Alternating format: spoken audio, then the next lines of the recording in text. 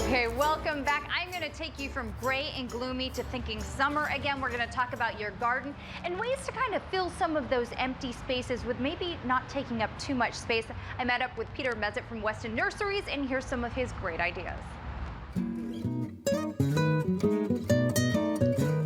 Well, I guess we're doing something right because Peter actually invited us back to his house, and this week we're going to tackle ground covers. Ground covers, mostly perennial ground covers we'll talk about. Okay, all right, so you've got quite the variety here. Do you want to start with the shebang, the grasses? Yeah, so grasses they come in all different sizes, and these ones, they cover the ground and they stay pretty low, so they classify as a ground cover. And this one's called Hackanachoa, and you can see the yellow foliage contrasted with the green of the one next to it. Now there's special care with these though that you have to do either late in the season or early in the season, right? Well, I think it's good to clean them up either last thing in the fall before winter or first thing before spring. It gives that new vegetation, because perennials die down to the ground. It gives that new vegetation a nice even surface to climb up through again. And before we brought the camera out, we actually had a neat talk about one of the benefits of ground cover is, what is it, less weeding and less mulching? Well, this is one of your favorites. Yeah, I hate mulching. I don't want to mulch every year, and I hate weeding even more. So look what happens over time. These ground covers just completely take over and cover, so you don't have to put mulch down as a cover.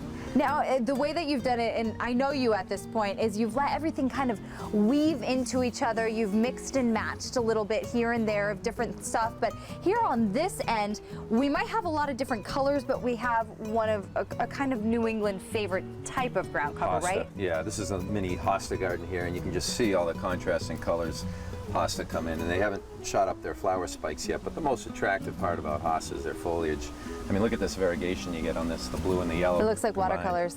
It does, it does. And what were you telling me about you can split them, or? Oh, Hosta, yeah, I mean, they're just tough as nails. I dug one up one time. It was half the size of this, and I just left it above ground, and it lived all year. So they can tolerate extremely dry conditions, but you can also divide them and put them in other places in your yard once they get this big, and maybe they're getting a little close. You can do that, so they're an economical plant as well. Or you can let them grow into each other, which is your great tip here, and I think it's really made for quite the beautiful garden area out here. Now, you said that these were perennials? So there's perennials, and this is kind of a shade perennial. All the plants you saw, ferns, hostas, epimedium was back there. They're all shade-loving perennials that die back to the ground.